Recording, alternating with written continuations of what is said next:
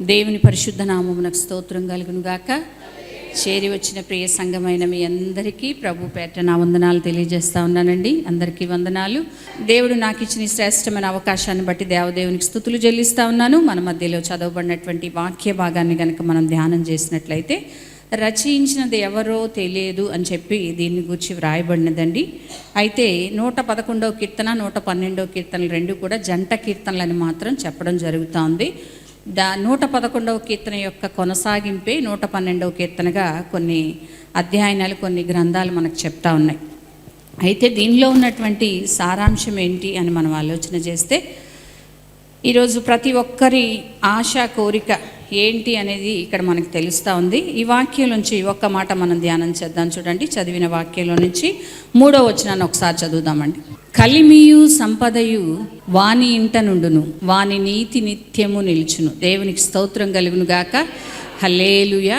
కలిమియు సంపద. ఈరోజు ప్రతి మానవుని యొక్క జీవితంలో ఏం కావాలని ఆశ అండి, ఏం కావాలని కోరిక? ప్రతి ఒక్కరి ప్రయాస, ప్రతి ఒక్కరి కష్టము, ప్రతి ఒక్కరి మరి జీవిత ధ్యేయం ఏంటంటే సంతోషంతో, సమాధానంతో, కలిమి కలిగి, సంపద కలిగి, సమృద్ధి అయిన దీవెనలతో జీవించాలనేది ప్రతి మానవుని యొక్క ఆశ.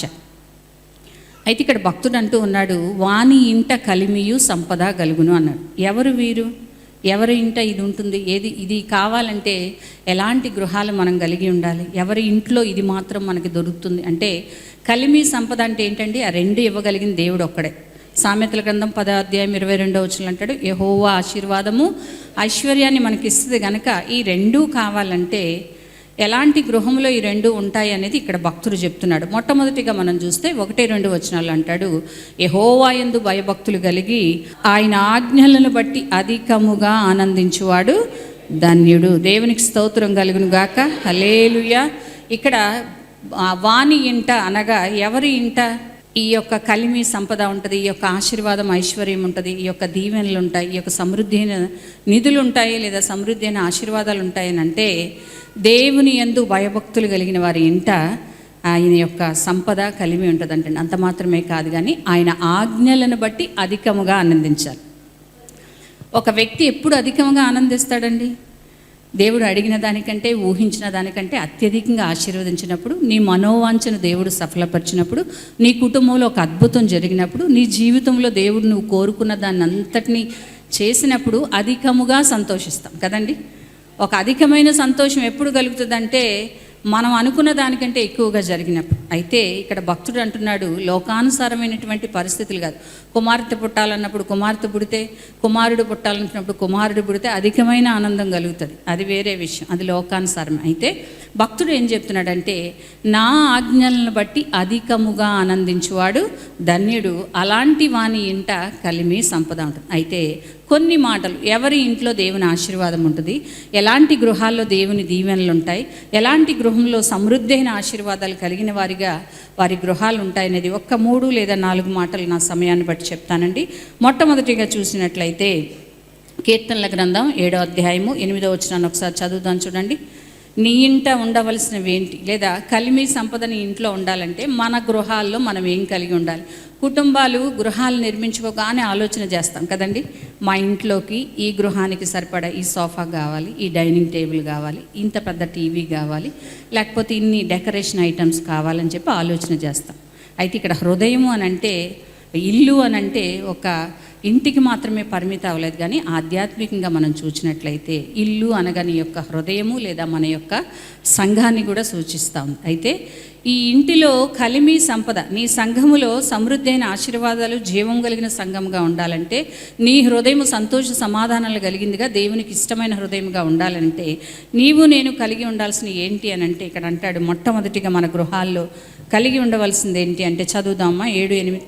యెహోవా జనములకు తీర్పు తీర్చువాడు, యెహోవా నా నీతిని బట్టి, నా యథార్థతను బట్టి నా విషయములలో నాకు న్యాయం తీర్చుము. అనగా మన గృహాల్లో మొట్టమొదటిగా ఉండాల్సింది ఏంటి అని అంటే, లేదా మన హృదయంలో కానివ్వండి, మన సంఘంలో కానివ్వండి, మన గృహంలో కానివ్వండి, మొట్టమొదటిగా ఉండాల్సింది నీతి. దేవునికి స్తోత్రం కలుగును గాక. ఎలా కలుగుతుందండి నీతి అంటే అబ్రహాము దేవుని నమ్మెను, అది అతనికి నీతిగా ఎంచబడం. మన దేవుని కలిగి ఉండటం ద్వారా నీతిమంతుడైన దేవుని ఎందరు కలిగి ఉంటారో, ఎందరు ఆ దేవుని యొద్దకు వస్తారో, ఎందరు ఆ దేవుని దేవునిగా చేసుకుంటారో, వారిపై ఆ దేవునిపై ఆధారపడతారో వారందరూ కూడా నీతిమంతులుగా చేయబడతారు. ఆ గృహములో నీతి అనేది ఉంటే అక్కడ ఏముంటుందంటండి? కలిమి సంపద ఉంటుంది. ఒకసారి మనం ఆలోచన చేసినట్లయితే లూకాసు వార్త 19వ అధ్యాయం చదవక్కర్లేదు, కానీ అక్కడ ఒక వ్యక్తి మనకు కనబడతా ఉన్నాడు. జక్కయ్య అనేటువంటి సుంకపు గుత్తదారుడు అక్కడ కనబడతాను. వాని ఇంటిలో ధనం ఉంది, సమృద్ధిగా ధనం ఉంది, కావలసినంత ఉంది, లోకానుసారంగా సంతోషంగా ఉన్నాడు. కానీ దాన్ని బట్టి ఆ గృహాన్ని దేవుడు ఆశీర్వదించలేదు. దాన్ని బట్టి నేను ఆశీర్వదించబడ్డాను కదా అని జక్కయ్య అనుకోలేదు. కానీ జక్కయ్య ఇంటికి ఎప్పుడైతే యేసు ప్రభువారు వచ్చారో, యేసయ్యను చూడాలని ఎంత ఆశ కలిగి నీతిమంతుడైన యేసయ్య దగ్గరికి జక్కయ్య వెళ్ళాడో, అప్పుడు ఏం కలిగిందంటే ఆ ఇంటిలో జక్కయ్యతో యేసుప్రభు అంటున్న మాట 8, 9 వచనాలు ఒకసారి చదువుతాను చూడండి. లూకాసు వార్త 19వ అధ్యాయము 8, 9 వచనాలను చూస్తే, జక్కయ్య నిలువబడి, ఇదిగో ప్రభువా, నా ఆస్తిలో సగం బేదలకిచ్చుచున్నాను. నేను ఎవని యందైనను అన్యాయముగా దేనినైనా తీసుకున్న ఎడల దానికి 4 ఇంతలు మరలా చెల్లించదని. ఇక్కడ ఒకసారి ఆగితే, అప్పటి వరకు జక్కయ్య సంపాదించింది ఆ ఇంటిలో ఉన్నది ఏంటంటే అక్రమమైన ధనార్జన ఉంది, అనీతి ఉంది, మరి ఇతరుల యొక్క బాధ పెట్టి తీసుకున్నటువంటి ధనం ఉంది అక్కడ. అయితే ఇక్కడ అంటున్నాడు యేసుప్రభు జక్కయ్యకి ఏం చెప్పలా, నీ దగ్గర ఉన్నదంతా అక్రమమైందయ్యా, నీతి లేనిది గనక ఆ ధనాన్ని తీసివేయని చెప్పి యేసుప్రభు జక్కయ్యతో ఏమీ మాట్లాడలేదు. యేసుప్రభు జక్కయ్య ఇంటిలోకి వెళ్ళిన వెంటనే జక్కయ్య హృదయంలో పాపమంతా పోయింది. అప్పటి వరకు ఉన్నటువంటి అనీతి పోయింది, అప్పటి వరకు ఉన్న స్వనీతి పోయింది, అప్పటి వరకు ఉన్నటువంటి ధనాపేక్ష పోయింది. తన హృదయంలో ఒక పరివర్తన కలిగిన వాడిగా అంటున్నాడు, యేసయ్య, నేను ఎవరి దగ్గర అయితే అన్యాయముగా తీసుకున్నాను. ఈరోజు చాలామంది ఈజీ మనీకి అలవాటు పడిపోయారు కదండి. తొందరగా డబ్బులు రావాలి, తేలికగా రావాలి, కష్టపడకుండా రావాలి, దానికి ఏదో ఒక రకంగా చేద్దామని చెప్పి నానా ప్రయత్నాలు చేసి అప్పులు పాలై తిప్పలు పడుతున్నారు తప్ప ఏది కష్టపడకుండా రాదని. అందుకే పెద్దలు ఒక మాట చెప్పారు కదమ్మా, కష్టే ఫలి. ఎంత కష్టపడితే అంత ఫలితం వస్తుంది, అంతేగాని ఈజీగా డబ్బులు వస్తున్నాయంటే అక్కడ ఇది కడదాం, ఇక్కడ ఇలాంటి పనులు చేసి మరి ఇబ్బందులు పడద్దు, తిప్పలు పడద్దు. కానీ దేవుడు నిన్ను ఆశీర్వదిస్తే, అందుకే వాక్యంలో సెలబడుతుంది, నీతితో కూడిన కొంచెమే చాలు, విస్తారమైన ధనం ఉండుట కంటే నీతితో కూడిన కొంచెమే చాలు, అది శ్రేష్టమైంది. కనుక నేను ఈ మాటలన్నీ ఎందుకు చెప్తున్నానంటే, జక్కయ్య ఇంట్లో సమృద్ధి అయిన నిధి ఉంది, ధనం ఉంది, అన్నీ ఉన్నాయి. కానీ నీతిమంతుడైన యేసయ్య తన ఇంటికి రాగానే తన హృదయంలో ఉన్నటువంటి అనీతి, పాపము, అన్యాయము, అక్రమం అన్నీ కూడా ఏమైపోయినండి? వెళ్ళిపోయినాయి, తీసివేసుకున్నాడు. ఇష్టపూర్వకంగా ప్రభువుని ఆహ్వానించాడు, ఇష్టపూర్వకంగా గృహంలో చేర్చుకున్నాడు. ఆ ఇంటిలో ఇప్పుడు ఏమొచ్చిందండి? ఈతనును అబ్రహాము కుమారుడే. దేవునికి స్తోత్రం కలుగును గాక, హల్లెలూయా. గనుక ప్రియ దేవుని సంగమా, మన గృహాల్లో ఉండవలసింది ఏంటంటే నీతి కలిగిన వారంగా ఉండాలి. సామెతల గ్రంథం 3వ అధ్యాయము 33వ వచనాన్ని ఒకసారి చదువుదామండి. భక్తిహీనుల ఇంటి మీదకి యెహోవా శాపమొచ్చును, నీతి మంతుల ఇంటి మీదకి, నివాస స్థలం అంటే ఏంటండి? నీతి మంతుల గృహం మీదకి యెహోవా ఆశీర్వాదం వచ్చును. దేవునికి స్తోత్రం కలుగును గాక, హల్లెలూయా. ఆ నీతి మంతుడైన యేసయ్యను మనం చేర్చుకుంటే, ఆయన నీతి మనం ఆపాదించుకుని ఆ నీతి మంతులుగా చేయబడి ఆయన కొరకు మనం జీవిస్తూ మన గృహాల్లో నీతి, న్యాయం, యథార్థత మనం కలిగి ఉంటే మన కుటుంబాల్లో ఏముంటుందంటండి? కలిమియు సంపద, అనగా నీకు కావలసినంత ఉంటుంది. అన్నిటికంటే ముఖ్యంగా సంతోషము, సమాధానము, నెమ్మది. యేసయ్య ఉన్న ఇంట్లో ఎంతో సంతోషం. అంత మాత్రమే కాదు, కానీ దేవుడు నిన్ను నన్ను గురించి ఒక మంచి సాక్ష్యం ఇస్తాడు. ఇతడును అబ్రహాము కుమారుడే, ఈమెను అబ్రహాము యొక్క కుమార్తె. కనుక మొట్టమొదటిగా మన గృహాల్లో ఉండవలసింది ఏంటి? ఏ ఇంటికి కలిమి సంపద కలుగుతుందంటే నీతి మంతుల గృహంలో దేవుని యొక్క ఆశీర్వాదం వస్తుంది. నీతి మంతుడైన యేసయ్యను ఎందరు అంగీకరించి వారి హృదయాల్లోకి చేర్చుకుంటారో వారికి దేవుడు కలిమి సంపద ఇస్తాడని. రెండవదిగా చూద్దాం చూడండి, యోహాను సువార్త 12వ అధ్యాయము 3వ వచనాన్ని ధ్యానం చేద్దాం. యోహాను సువార్త 12వ అధ్యాయము 3వ వచనంలో మనందరికీ తెలిసినటువంటి వచనమే, ఆ ఇల్లంతా సువాసనతో నిండిందంట. తీసిన వారు చదువుదామా. మరియ మిక్కిలి విలువ గల యేసు పాదములకు పూసి తన తల వెంట్రుకలతో ఆయన పాదాలు తుడిచినప్పుడు ఆ ఇల్లంతా అత్తర వాసనతో నిండిపోయింది. సువాసన కలిగించేటువంటి గృహాల్లోకి యేసయ్య దీవెనలు ఉంటాయి, కలిమి సంపద. ఏ సువాసన అండి? ఇక్కడ అత్తర పూసింది కదండి, మనం రకరకాలైన అత్తర్లు పూసుకుంటే సువాసనలు వస్తాయని కాదు, ఆ సువాసన గురించి చెప్పట్లేదు. సువాసన అనగా మంచి సాక్ష్యం కదండి. సువాసన అంటే మంచి వాసన. కొన్ని స్థలాలకు మనం వెళ్ళినప్పుడు ఎక్కడి నుంచి వస్తుందో తెలియదు, కానీ మంచి వాసన వస్తున్నప్పుడు ఏం చేస్తారండి? ముక్కు మూసుకుంటామా? ఆ వాసన ఎక్కడొస్తుందో గ్రహించడానికి, దాన్ని చూడడానికి వెళ్ళిపోతూ ఉంటాం కొన్ని స్థలాల్లో. దుర్వాసన ఉన్న చోట బాగుంది, ఇక్కడ బాగుందని చెప్పి ఎవరైనా ఉంటారండి? ఎవరు ఉండరు. కానీ సువాసన అంటే నేను దేనికి సాదృశ్యంగా ఉందంటే మంచి సాక్షి జీవితానికి సాదృశ్యంగా ఉంది. సుగంధ తైలముల కంటే మంచి పేరు కోరదగిందని ప్రసంగి గ్రంథంలో భక్తుడు చెప్తా ఉన్నాడు. నీ ఇంటిలో కలిమి సంపద ఉండాలంటే, దేవుని ఆశీర్వాదాలు ఉండాలంటే, నీ బిడ్డలను దీవించబడిన వారిగా ఉండాలంటే, బహుతరాలకు నువ్వు సంతోష కారణంగా ఉండాలి అంటే నీ ఇంట ఏముండాలండి? మంచి సాక్ష్యం ఉండాలి. సువాసన కలిగిన వ్యక్తిగా నీవు ఉండాలి. అనగా క్రీస్తు నీ ఇంటిలో ఉన్నప్పుడు ఆ పరిమళ వాసన వస్తుంది. అందుకే ఎఫెసీయులకు రాసిన పత్రిక 5వ అధ్యాయము 2వ వచనంలో పౌలు భక్తుడు అంటాడు సంఘముతో, క్రీస్తు మిమ్మల్ని పరిమళ వాసనగా ఉండుట కోసమే తన్ను తాను ఏం చేసుకున్నాడండి?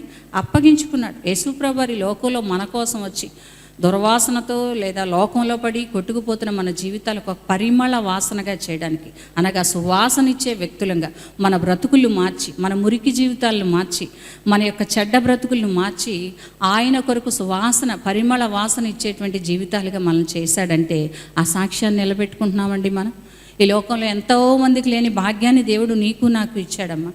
నిన్ను నన్ను రక్షించుకున్నాడంటే ఏదో మనం ధనవంతులో గొప్పవారమో గొప్ప కార్యాలు చేస్తామని కాదు, కానీ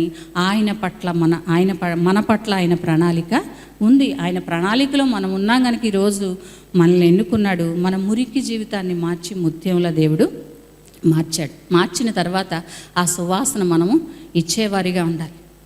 ఆ సువాసన మనం ఇచ్చేవారిగా ఉన్నామా లేదా మనల్ని గురించి మనం ఆలోచన చేసేవారిగా ఉండాలి. అంత మాత్రమే కాదు, కానీ 2వ కొరింథీయులకు రాసిన పత్రిక 2వ అధ్యాయము 14వ వచనంలో అంటాడు, నీ ఇంటిలో దేవుని గూర్చిన మంచి సాక్ష్యం గూర్చిన సువాసన వినబడాలి. అంత మాత్రమే కాదు, కానీ క్రీస్తుని గూర్చిన జ్ఞానం కొరకైన సువాసన అంటే ఒకసారి చదువుదాం చూడండి.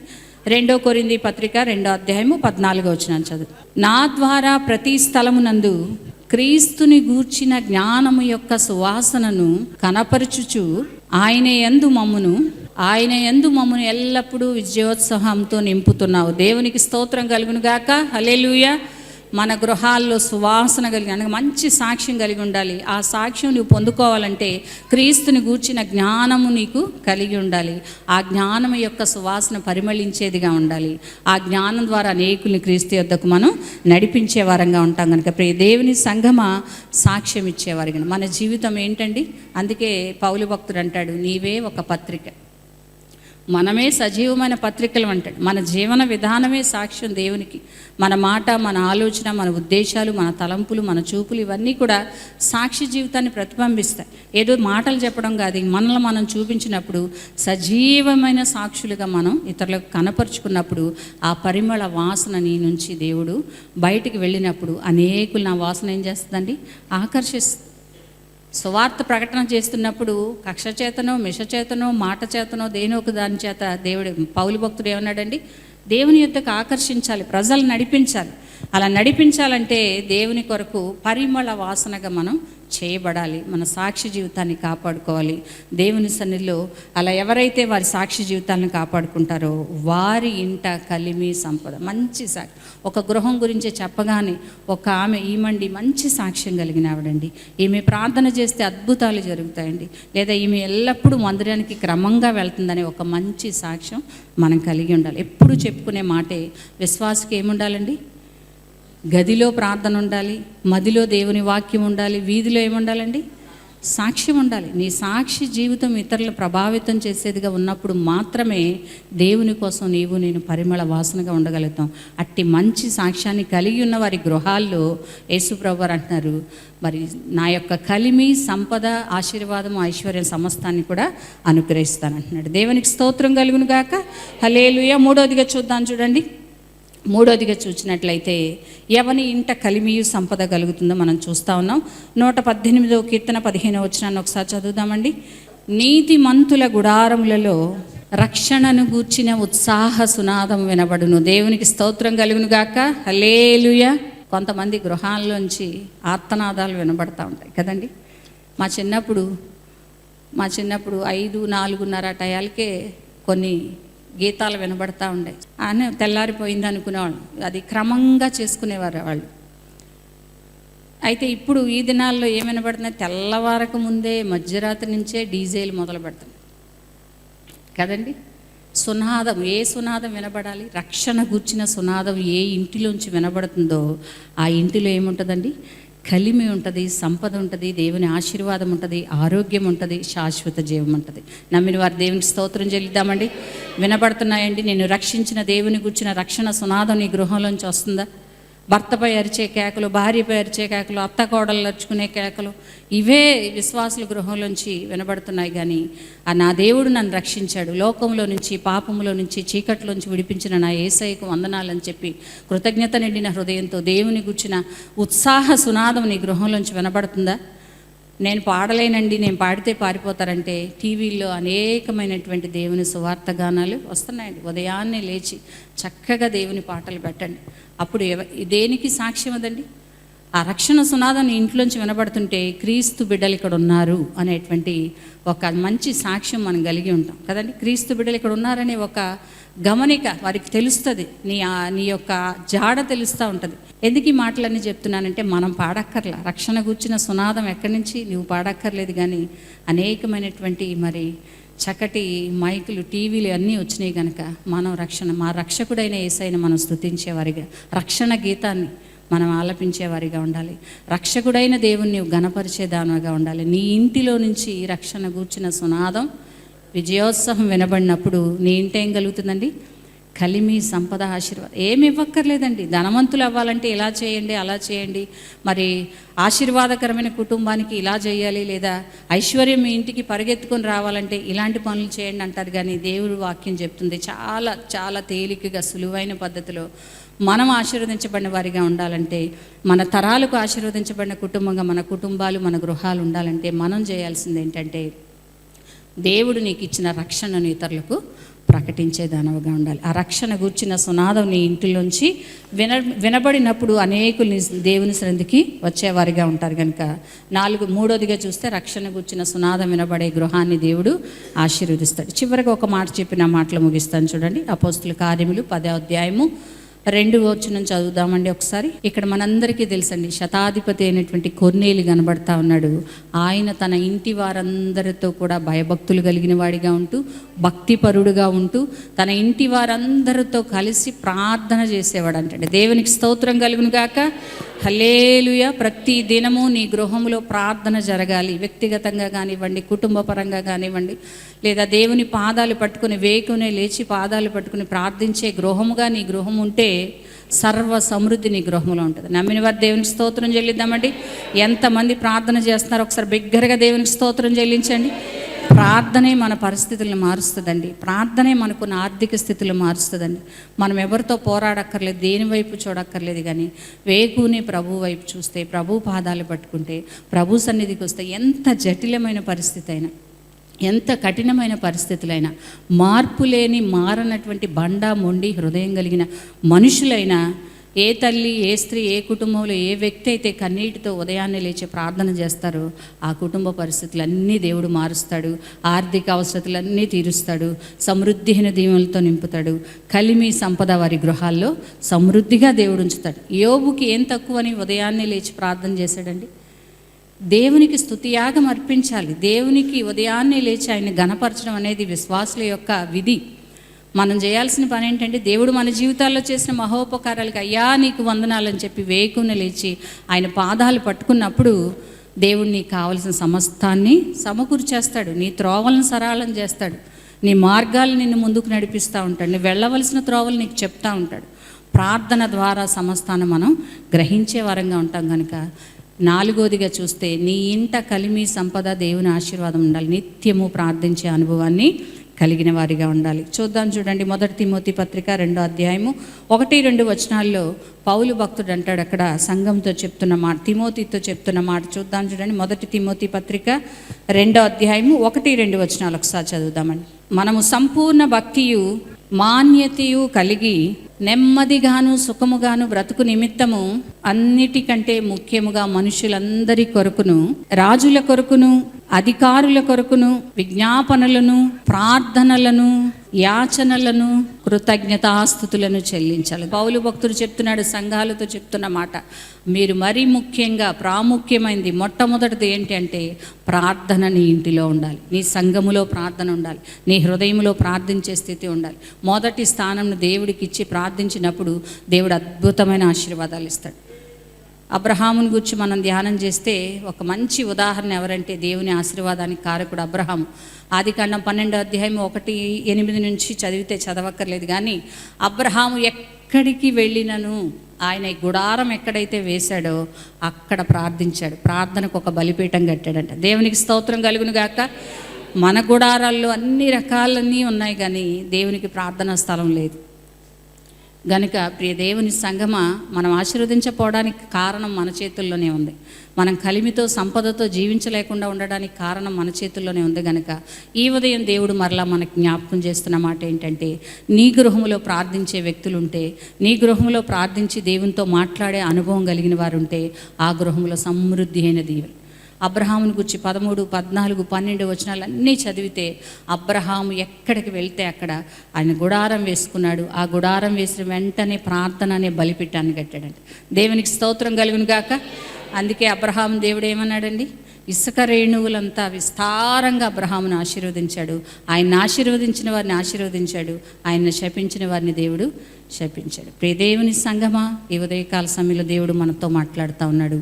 మన గృహాల్లో సర్వ సమృద్ధి కలిగి, సంతోష సమాధానాలు కలిగి, ఆయుష్ ఆరోగ్యాలు కలిగి, దేవుని కొరకు ఒక చక్కటి సాక్షార్థమైన జీవితాలు మనము మన బిడ్డలు జీవించాలంటే 4 పనులు మనం చేయాలండి. ఏం చేయాలో మనం చూద్దాం. చూడండి, 4 మాటలు చెప్పాను. మొట్టమొదటిగా చూస్తే మన గృహాల్లో నీతి న్యాయములు అనుసరిస్తూ యథార్థంగా ప్రవర్తించే జీవితాలు మనం కలిగి ఉండాలి. రెండోదిగా పరిమళ తైలము ఇచ్చినటువంటి దేవునికి మనం సువాసన అనగా మంచి సాక్ష్యం కలిగిన వారిగా ఉండాలి. మూడవదిగా చూస్తే రక్షణను గుర్చిన సునాదం నీ గృహంలోంచి వినబడాలి, దేవుణ్ణి ప్రకటించే వ్యక్తిగానే ఉండాలి. నాలుగోదిగా నిత్యము ప్రార్థన అనే విజ్ఞాపన దేవునికి చేస్తూ ప్రార్థన అనే ధూపాన్ని మనం చేసే ధూపాన్ని దేవునికి వేసేవారిగా ఉండాలి. అందుకే దావీదు భక్తుడు అంటాడు, అయ్యా నేను ప్రార్థించుట సాయంకాల నైవేద్యములే నీ సన్నిధికి చేరునుగా అన్నాడు. ప్రార్థన ఆలకించుటకు సిద్ధముగా ఉన్న దేవుడు మనకు కలిగి ఉన్నాం గనక మన పరిస్థితులు ఏదైనా ప్రభు సన్నిధిలో ప్రార్థన చేద్దాం. ప్రభు సన్నిధిలో మనం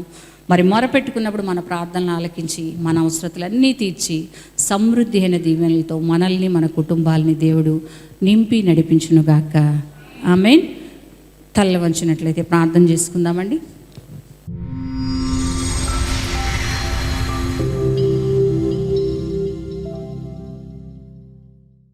పరిశుద్ధుడా, ప్రేమ నమ్మకం కలిగిన తండ్రి, దయామేడవైన మా యేసు ప్రభువా, సర్వాధికారి సర్వోన్నతుడా, సకల సృష్టికర్త నీకు వందనాలు చెల్లిస్తున్నాం. ఈ ఉదయం నాయన మా గృహాల్లో ఏం కలిగి ఉంటే ఆశీర్వాదం పొందుకుంటామో, ఎలాంటి స్థితిలో మేముంటే సర్వ సంతోషాలు మా గృహాల్లో ఉంటాయో తండ్రి మాతో మాట్లాడిన దేవా నీకు వందనాలు. తండ్రి అయ్యా, నిత్యము నీ సన్నిధిలో ప్రార్థించేవారిగా, నీతి న్యాయములు జరిగించేవారంగా, రక్షణ గుర్చిన సునాదం ఇస్తూ మంచి సాక్షులుగా మేము బ్రతకడానికి కృప చూపించండి నాయన. మా భక్తిని, మా విశ్వాసాన్ని ఈ కడవరి కాలంలో కాపాడుకుంటూ నీ కొరకు జీవించే కృపను నీ బిడలమైన అందరికీ దయచేయమని మీకే మహిమ, ఘనత, ప్రభావాలు ఆరోపిస్తూ యేసు క్రీస్తు వారి ఉన్నతమైన నామంలో ప్రార్థించి వేడుకొంచున్నాం మా పరమ తండ్రి. ఆమేన్.